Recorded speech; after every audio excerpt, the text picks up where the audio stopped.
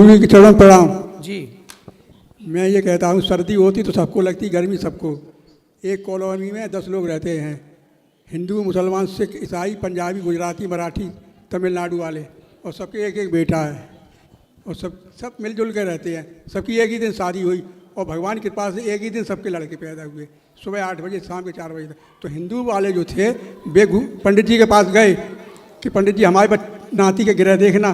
तो उन्होंने कै बजे हुआ पैदा? उन्हीं 8:30 बजे। उन्होंने अरे आज 6:25 से शाम के 6:25 तक अश्विनी नक्षत्र, तो मूल पड़े हैं, मूल तुम्हें 27 दिन उतराने पड़ेंगे। तो उन्होंने 27 दिन के मूल उतराए, जैसे भी हुआ। अब और लोगों ने मूल क्यों नहीं उतराए? उन्हें कोई असर ही नहीं हुआ। अगर गर्मी है तो गर्मी सबको लगेगी, सर्दी सर्दी, तो उन लोगों को क्यों नहीं हुआ सर मूल का? हमारा ये प्रश्न है, इसका उत्तर किसी ने सही नहीं बताया हमें। ऐसा है, हम लोग ही गया जी जाके मरे हुए बाप का, मरे हुए दादा का पिंडदान करते हैं। मुसलमान तो नहीं करता। हाँ, नहीं करता ना। हम लोग ही गाय को माता कहते हैं, मुसलमान तो माता नहीं कहता। हम ही गाय को, गंगा को माता कहते हैं, मुसलमान तो नहीं कहता। हम लोग ही तुलसी को माता कहते हैं, वो तुलसी को माता तो नहीं कहते।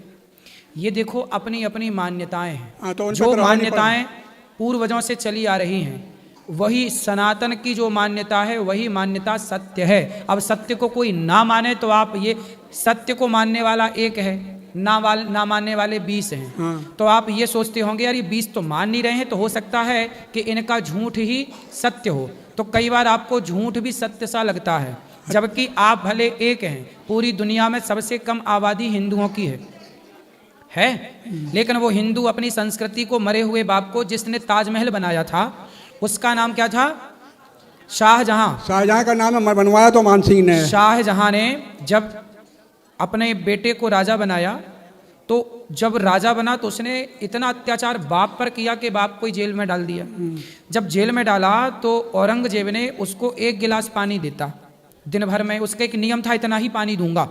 तो बाप बोला कि प्यास लगी है, गर्मी, थोड़ा बेटा पानी तो दे दे, पेट भर, चल तू रोटी नहीं देता, पानी तो दे। तो औरंगजेब ने कहा तुम मर जाओ पर पानी इतना ही मिलेगा।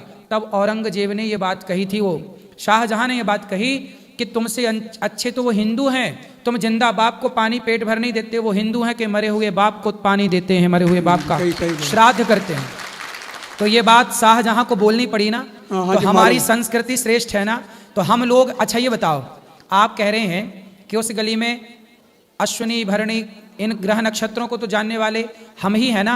ये बताओ, दुनिया ने तो ग्रह अब जाने के 9 ग्रह होते हैं, नक्षत्र तो लोग अब जाने के 27 होते हैं। जब जानते ही नहीं थे तो मूल पुजाएंगे क्यों? हम जानते थे कि नक्षत्र कितने होते हैं, तो इस नक्षत्र का ये दोष है, तो वो दोष समाप्त हम कराने जाते थे। मूल क्या है?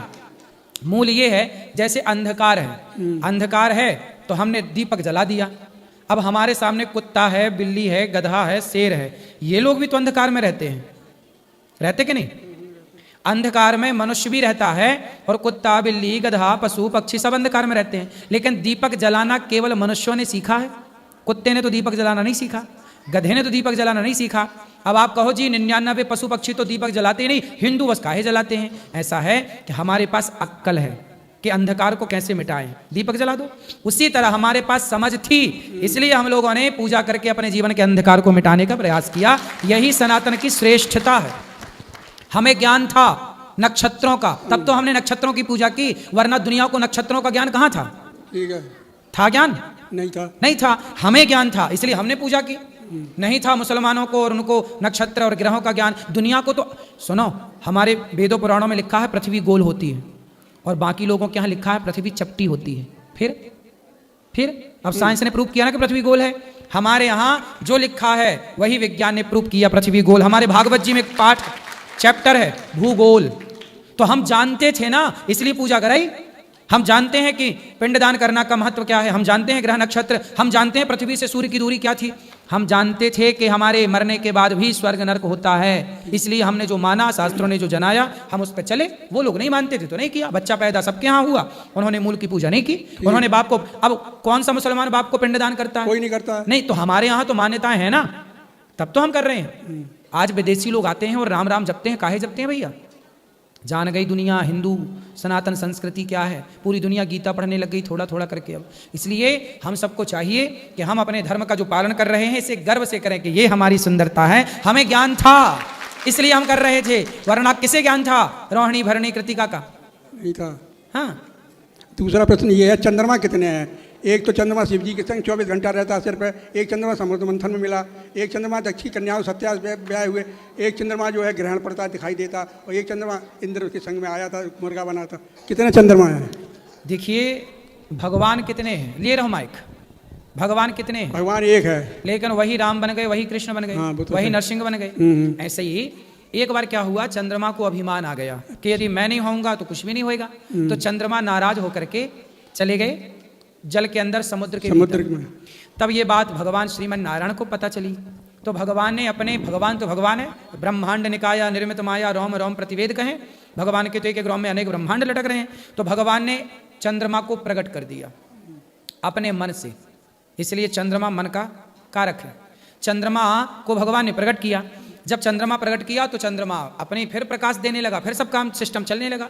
तो जो नीचे चंद्रमा था समुद्र में जाके छिप गया कि मेरे बिना क्या होगा, उसने झांक कर देखा तो ऊपर चंद्रमा, अरे ये कहाँ से आ गया?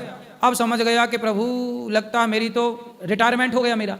अब दौड़ा दौड़ा गया, प्रभु क्षमा कर दो, मैं तो घमंड में आ गया था कि मेरे बिना क्या होगा, लेकिन आप तो ऐसे 1000 चंद्रमा बना सकते हैं।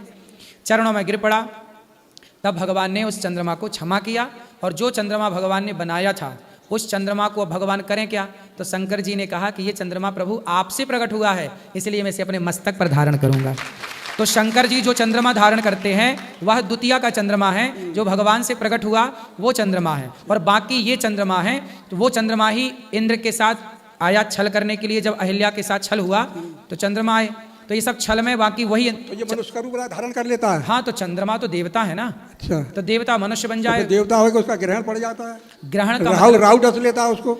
राहु तो राक्षस है ना, ना तो इतना बड़ा मुंह है चंद्रमा, इतना बड़ा उसका मुंह डस लेगा। देखो यही तो सनातन की सुंदरता है कि सनातन में बड़ा क्या है, भगवान कृष्ण का मुंह तो इतना सा था, लेकिन इतने से मुंह में इतना बड़ा ब्रह्मांड दिखाई पड़ा कि नहीं? हाँ, दिखाई दिया। इतने से कन्हैया थे 7 साल के, इतना बड़ा पहाड़, अब आज का विज्ञान तो नहीं मानता, इतना बड़ा पहाड़ कोई आदमी कैसे उठा सकता है? भाई आज की साइंस तो नहीं मानेगी ना, कितना बड़ा पहाड़ एक आदमी कैसे उठाएगा, लेकिन साइंस के बस का नहीं है। भगवान कर्तुम अकर्तुम अन्यथा कर्तुम सर्व सामर्थ्य, एक उंगली से पहाड़ क्या, भगवान पूरी पृथ्वी को उठाकर चल पड़े, तो क्या आश्चर्य है। तो चंद्रमा देवता है, और देवताओं के पास मनुष्यों से कई गुना अधिक शक्तियां होती हैं, तो अपनी शक्तियों के कारण, अच्छा उनसे ज्यादा शक्ति राक्षसों में होती है। तो राहु केतु भी बड़े बलवान थे, तो वो चंद्रमा को, देखो चंद्रमा ग्रह, देखो क्या गंगा नदी है, क्या हनुमान जी बंदर हैं? हनुमान जी बंदर नहीं है, बंदर के रूप में है। राम जी मनुष्य नहीं है, मनुष्य के रूप में है। गंगा नदी नहीं है, नदी के रूप में है। उसी तरह चंद्रमा ग्रह के रूप में है, वो बन सकते हैं जो चाहें। अब यही हमें एक प्रश्न ये आता है कि ये गंगा नदी है, ये तो गंगोत्री पहाड़ से निकली है, वो कहते शंकर जी की जटा से निकली है। भाई शंकर जी कहाँ, शंकर जी भी तो पहाड़ में ही विराजते हैं। कैलाश पर्वत पर, तो कैलाश क्या है? कैलाश कोई इतना सा थोड़ी जितना आप देख रहे हैं, कैलाश कोई इतना सा है, हिमालय कोई इतना सा है, हिमालय तो बहुत विशाल है। फिर भगवान शंकर जब विराजते हैं तो पूरा है उनका, तो हिमालय में आखिर है तो उसी क्षेत्र में ना शंकर जी का कैलाश मानसरोवर कहाँ है?